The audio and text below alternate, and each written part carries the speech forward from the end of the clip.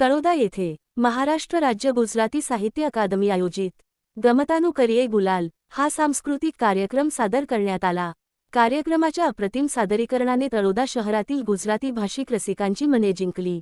तळोदा शहरातील वृंदावनवाडीत जागतिक महिला दिनाचे औचित्य साधून दशाश्री माळी वाणिक पंच व दशाश्री माळी महिला मंडळ यांच्या संयुक्त विद्यमाने तसेच महाराष्ट्र राज्य गुजराती साहित्य अकादमी मुंबई यांच्या वतीने या सांस्कृतिक कार्यक्रमातून गुजराती गीते, संगीत, भजन तसेच एकपात्री नाट्यप्रयोग अशा विविधांगी कला सादर करण्यात आल्या।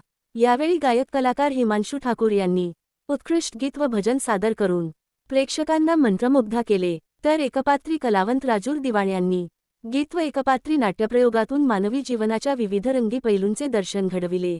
याशिवाय सेजल पौंदा या अभिनेत्रीने वेट जंकू डोशी या नाट्यप्रयोगातून भावनाप्रधान स्त्रीची व्यक्तिरेखा साकारली।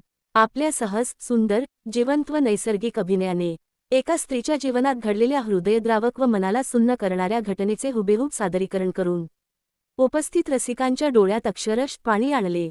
यावेळी रसिकांनीही उत्स्फूर्त प्रतिसाद देत त्यांच्या अभिनयाचे भरभरून कौतुक केले। सदर कार्यक्रमाचे संयोजन महाराष्ट्र राज्य साहित्य अकादमीचे सदस्य विजय जानी अकोला यांच्याद्वारे करण्यात आले। कार्यक्रमाचे सहनिर्देशक सचिन निंबाळकर होते। पंचशी चौधरी यांचे विशेष सहकार्य लाभले।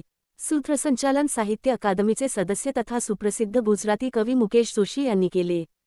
कार्यक्रम यशस्वीतेसाठी स्मिता कापडिया, रुपाली चौधरी, भावना वाणी तसेच रोहित कापडिया, रशेश कापडिया, शैलेंद्र श्रॉफ, ॲडव्होकेट सुधीर वाणी, समीर चौधरी, नितीनभाई वाणी, प्रशांत गांधी, मिलिंद वाणी तसेच सुगंधी सप्लायर्सचे सचिन सुगंधी, अभि सुगंधी, पार्थ वाणी, पियुष गांधी, आयुष वाणी, यश मनीषकुमार सुगंधी यांच्यासह वाणी समाजातील युवा कार्यकर्त्यांनी विशेष परिश्रम घेतले।